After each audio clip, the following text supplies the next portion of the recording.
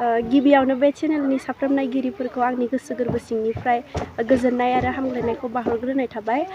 जोंहा children festival बुङोब्ला गथ'फोरनि फोरबो होननानै बुंनाय जायो बर'आवहाय।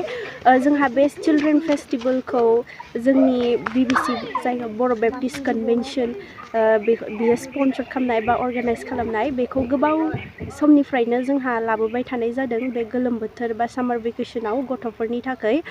देग्लायबो बेबायदिनो थांनाय जोंहा नैबे जुलाइ दाननि 5 अक्ट'निफ्राय लानानै 7 अक्ट'सिम जोंहा उदालगुरि डायमन्ड इंलिश स्कुलाव बेबायदि ट्रेनिं जानानै थांबाय।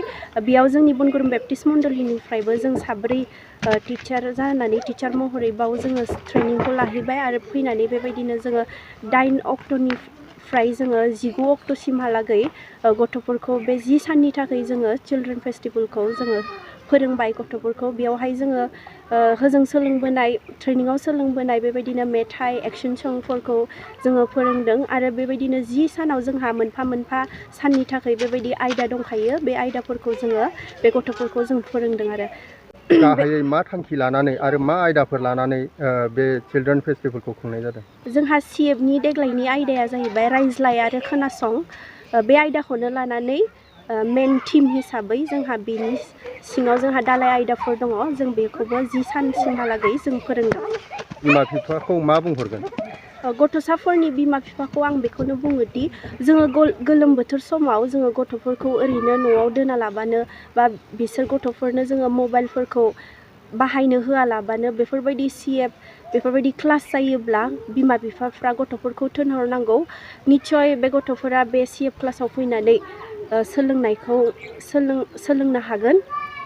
गथ'साफोरनि गियान फोरोंनाय आरो गियान आरजिनायनि मोनसे बेथ' जोंहा गथ'फोरहा गोबां सोलोंनो बेबायदि दङ आरो मानसिनि जिबना सोलोंनायैनो थांबाय थानो नांखागौ। गोबां सोलोंनो गोनां दङ गथ'फोरहा। बे CF क्लासआ गथ'फोरनि थाखाय प्रयजन बा इम्परटेन्टथार होननानै आं सानो। गथ'साफोरनो थाखाय माबाफोर बान्थाफोर होनाय जादों नामा? बे CFआव बाहागो लानाय गथ'साफोरनो बेबायदिनो बान्थाखौ होनाय जादों। जोंहा बेबायदिनो 3 क्लास जोङो डिभिजन खालामदोंमोन बा जोङो रानदोंमोन 3 क्लासाव। जोंहा बिगिनार, प्राइमारि आरो जुनियर।